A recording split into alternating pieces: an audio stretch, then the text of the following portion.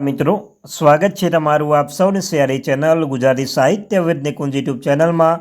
હું નિકુંજ પરમાર આપ સૌનું તહેરીલી સ્વાગત કરું છું. મિત્રો, ગુજરાત રાજ્યના સેવામાંથી નિવૃત્ત થનારા સરકારી કર્મચારી, નિવૃત્ત કર્મચારી, પેન્શન ધારકોનો હું નિકુંજ પરમાર તહેરીલથી સ્વાગત કરું છું. મિત્રો, આજના વિડીયોમાં વાત કરવાના છીએ નિવૃત્તિ બાદ મળતી ગ્રેજ્યુટીને લઈને નિયમોમાં થયો આ મોટો ફેરફાર. દરેક પેન્શન માટે જાણવું ખૂબ જ જરૂરી છે. જો તમે પેન્શનધારક છો, તમારા માટે આજનો વિડીયો 100% ઉપયોગી બનશે. ગ્રેજ્યુટીને લઈને આવી મહત્વપૂર્ણ અપડેટ, તો તેના વિશે આજના વિડીયોમાં વિગતે ચર્ચા કરીશું. મિત્રો, વિડીયો શરૂ કરતા પહેલાં વોટ્સઅપ ચેનલ છે, ટેલિગ્રુપ બંને બનાવજો, લિંક ડિસ્ક્રિપ્શન મૂકું છું, અવશ્ય જોઈન થઈ જજો. મિત્રો, તમને આ ચેનલ પર સરકારી કર્મચારી, નિવૃત્ત કર્મચારી, પેન્શનધારક બાબતે પગાર, પેન્શન, ડીઆર, એચઆરડી અન્ય કોઈ પણ અપડેટ આવે, હરેક અપડેટ આપણી ચેનલ પૂર્વત કરવામાં આવશે. તો આપણી આ ચેનલને સબસ્ક્રાઈબ કરીને બેલ આઇકન બટન દબાવવાનું ભૂલશો નહીં. તો ચાલો જાણીએ વિગતવાર માહિતી.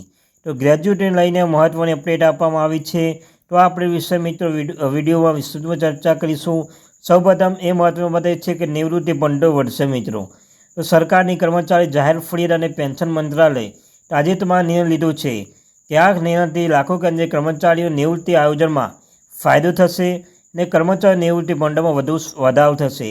તો મિત્રો, તમે જોઈ શકો છો કે પેન્શન મંત્રાલય દ્વારા નવો નિર્ણય લેવામાં આવે છે. આ નિર્ણયથી કેન્દ્રીય કર્મચારીઓને નિવૃત્તિ આયોજનમાં ફાયદો થશે અને કર્મચારીઓના નિવૃત્તિ ભંડોળમાં વધુ વધારો થશે. તો સૌપ્રથમ મિત્રો, અત્યાર સુધી કેન્દ્રીય કર્મચારીના મૂંઝવણ હતા કે તેમને એનપીએસ હેઠળ મળતા પૈસા માત્ર 60% જ ગ્રેજ્યુટી તરીકે મળે છે. તો આ ઉપરાંત તેમના આ યોજના હેઠળ કોઈ પૈસા મળવાની અપેક્ષા ન હતી.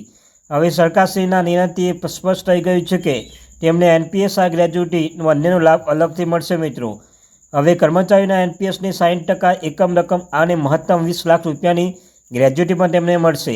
તો મિત્રો, જોઈ શકો છો આ નવો નિર્ણય કરવામાં આવે છે. એનપીએસના 60% એકમ રકમે 20 લાખની રૂપિયા ગ્રેજ્યુટી પણ મળશે. હવે તેમને પૈસા માત્ર 60% જ ગ્રેજ્યુટી તરીકે મળશે. તો મિત્રો, આ નવો નિયમ લેવામાં આવેલો છે. આ કર્મચારીઓ લાભ લઈ શકશે. 5 વર્ષની સેવા પૂર્ણ કર્યા પછી કર્મચારીના ગ્રેજ્યુટી લાભ મળશે.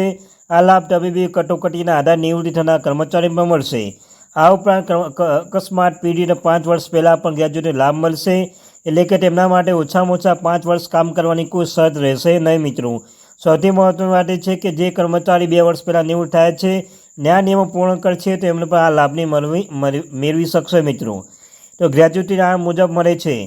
ગ્રેજ્યુટી મેળવવા માટે પણ નિયમ છે કે ગ્રેજ્યુટી એક્ટ 1972 મુજબ કર્મચારીઓને ગ્રેજ્યુટી લાભ આપવામાં આવે છે.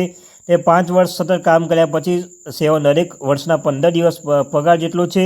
જો કે ભવિષ્યના સેવાની સમય માટે ગ્રેજ્યુટી આપવામાં આવે છે. ગ્રેજ્યુટી મહત્તમ મર્યાદા 20 લાખ રૂપિયા પણ હોઈ શકે છે. આ પૈસા કર્મચારીના એનપીએસની એકમ રકમ ઉપરાંત આપવામાં આવશે. મિત્રો, તો કર્મચારીના ફરિયાદ નિરાકરણ કરવામાં આવ્યું છે.